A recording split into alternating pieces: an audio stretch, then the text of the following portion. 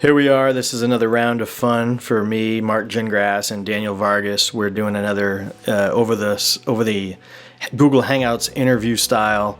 We're going to talk a little bit about my YouTube channel at first, and then we're going to switch gears and go towards something that Daniel's pursuing on his end. Anyways, that being said, let's get to being real here. And what I wanted to show you was, and we didn't put a script together. This is just within the past 5 minutes. I was thinking I want to show you a couple things I do with my videos on YouTube, and maybe some pointers for anybody else, especially somebody new that might find it interesting.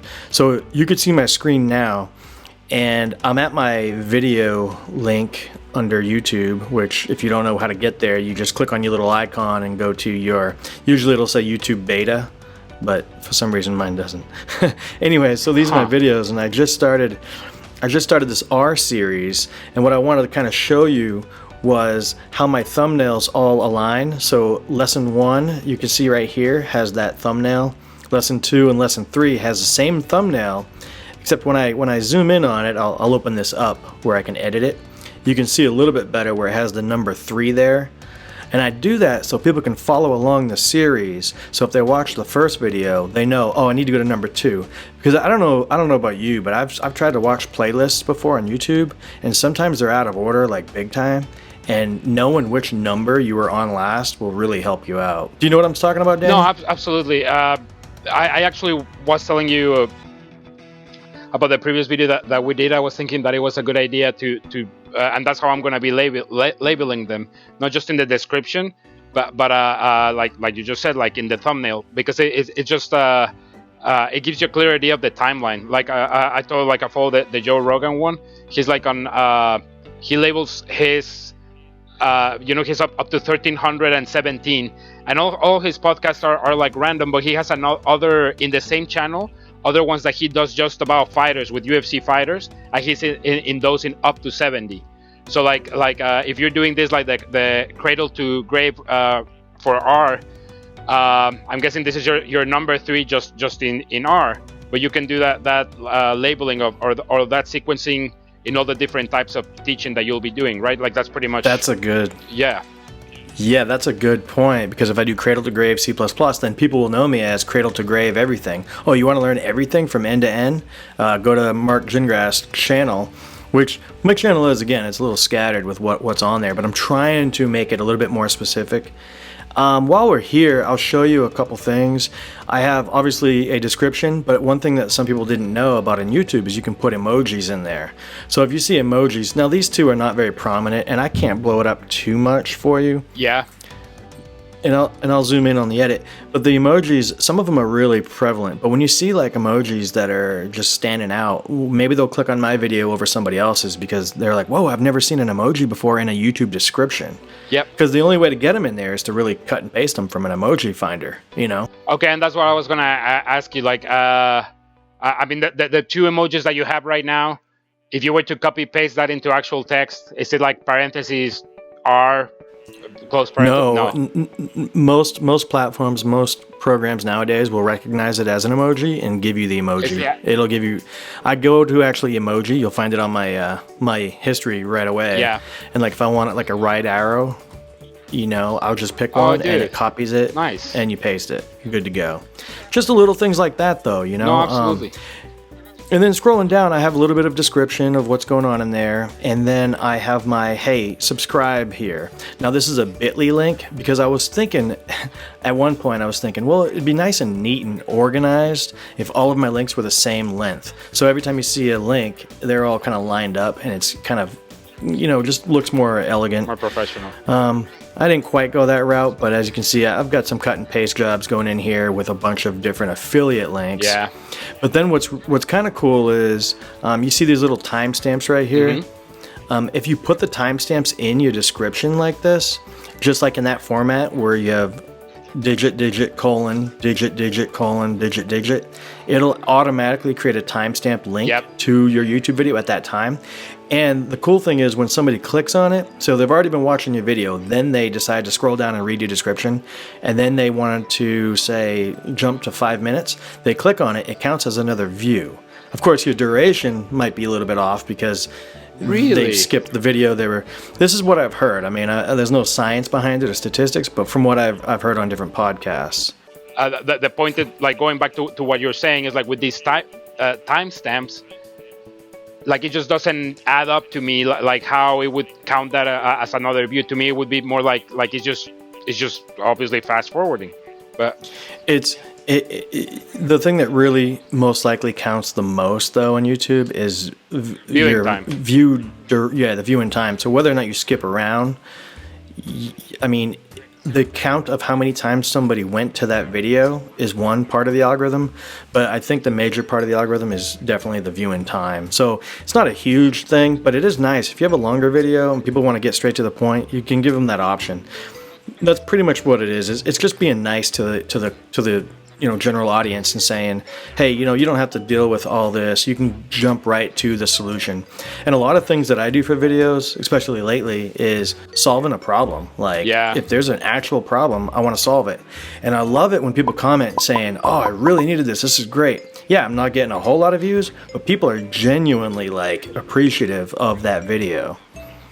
Yeah, no, in your channel, I've seen that. It's kind of crazy, man. But, like, is what we talked about last time. Like, you must be somewhat of a decent teacher, You're getting some good comments on that. Well, I hope so, and we'll see in the future for sure, because it's starting to come together. And of course, this is on my end. I'm doing a little bit more content related stuff. And I was telling you earlier that I made money on Skillshare, another site, another platform. Now, what I did was I recycled content I had on YouTube, put in another little simple intro, added a quick lesson, and I'm getting students, and it's I'm not gonna lie, it's not the greatest video, right? But you're getting people interested, right? So I mean, it must be something. That's just like when I was telling you about how I made my first 8 cents on YouTube. Yeah. Well, I just got my first $2 on Skillshare. Okay, cool. So now I know it works. Like, all right, now let's spend some time, focus like in that general direction of how can I tailor my videos to work for all of the platforms that I'm on. Yeah. And that's what I'm doing. So my major plan, which, the secret's out, is you create little snippets of videos for YouTube. So 10-minute video, 10-minute video, 10-minute video. Add a couple of those videos together that go together in line in YouTube. Add some intros, add a couple projects to it, throw it on Skillshare. So there, you have 2 videos with just a little bit more effort. Then, once you get up to like 15, 20 videos, pile all those together into an actual like 40-hour class. Right. Throw that on Udemy. So those are my platforms of choice right now. Yeah. Let me get back to the description here real quick. We'll just knock that out real quick. I just want to show you a couple more things. I've got the timestamps, and then I have a couple of hashtags. I have no idea if hashtags work, but I throw them in there because it's the new cool thing to do. Right. But then I have affiliate links, and this is something that really would cater to you, Daniel. And I just listened to a podcast today, like right before our interview. And this lady, before she even had like 300 subscribers, she was putting affiliate links on there. And she was making $800 a month off of Amazon affiliate and eBay partner. So you don't have to wait for your 4,000 hours and your 1,000 subscribers. That's just for AdSense on YouTube. You can literally you pay your $12 for a domain name, get a BS website going, and throw a couple of blogs on there, sign up for Amazon affiliates because it's free and all you have to do is apply. And then every single time somebody clicks on these links, not all of these are Amazon, but a lot of them are, and they buy something within 24 hours without clicking on other people's links. Right. Because the latest link will count. I get a portion of that. If they buy directly, like this backpack here, if they buy that backpack directly from my link, I get a higher commission. But most likely they're going to browse around, they're going to find something else, and they'll buy something. But at least I get something. For you, it's slightly different. And for anybody that's brand new at YouTube, because you just started your channel like days ago, you don't have your own URL, so you have to be somewhat careful about all of your links that might be scattered across the whole web. You're like, all those links will be broken once you create your own YouTube URL. Because I'm youtube.com/Mark Gingrass, GINGRASS. Now, if you create a huge audience and then you change your URL, that does kind of suck too. But I mean, but you're gonna have to, right? Like, I mean, at the end of the day, it's not like I can. At some point, it's not like I can just tell someone, yeah, you should check my channel. Go to youtube.com/ blah blah blah blah blah blah, like you know whatever. Yeah. So yeah, it's just something to consider. So I'll make a note out of it. At the end of the day, you can always just I'm sure you can change it in the Amazon settings or reapply or whatever. Your fan base will find you though anyways if you have one, because they're just going to look you up on Google or YouTube search anyways. Right. But you know, an added bonus for everybody wants their own name.com, things like that. Like, it's just an added bonus. It's not necessarily a showstopper or anything. For sure. Let me scroll down on this particular page, and I haven't done a whole lot of optimization on this one at all, but I want to show you a couple more tips since we're here. Sure. And what I want to do is I'm going to scroll down, not on the description, but on the actual window here, and you see I have tags here, and the tags I'm coming up with because it's a learn how to program in R. But I want to show you that TubeBuddy does wonders. Like, it comes up with all of these different tags that I can possibly use. Yeah. And all you have to do to add them is click on it, right? And I don't know, some of them are, most of the time they're really good at guessing, but sometimes they're not. But if you're not, you can literally just go to another YouTube channel, right? So I'm going to do that now. And I know this is kind of like a lesson on like tutorials, but No, I mean, for me, I need it. Again, and if you need it, then hopefully other people can gain something out of this, and we'll throw it publicly, and I think it'll be good. So I'm going to just randomly pick, like, these came up first when I typed in R programming, so they're doing something right. You know, data science, obviously that's an ad because it says ad on it. But this is the first one and this is the second one. I'm just going to randomly click on the second one. But actually, you know what? The first one's got 1 million views. Let's click on that one. It's 4 years old. Right. These are some of the things I think about. I'm going to pause that. We don't need to worry about the ad. Right. Okay.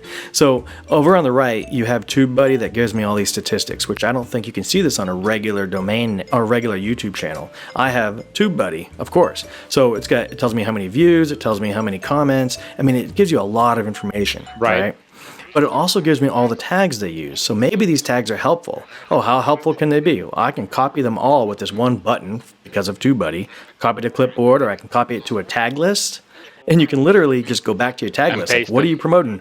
R programming or what? So yeah, copy that, and I can literally just go back to my video editor and go in here and literally hit Command V for me, Control V for anybody, and boom, they just showed up. Now, I don't recommend copying everybody's. I'm not going to save this. I don't recommend just going and doing that blindly, but you can definitely get ideas from them, and just get rid of the ones that aren't relevant. None of this is copyrighted, but that's a really cool thing for to get from TubeBuddy. And again, I'm not trying to promote just TubeBuddy on these things, but it's just that helpful. So the other thing I want to show you, since you're kind of just coming into this, is make sure you have cards and end screens. Yeah. And they're painful.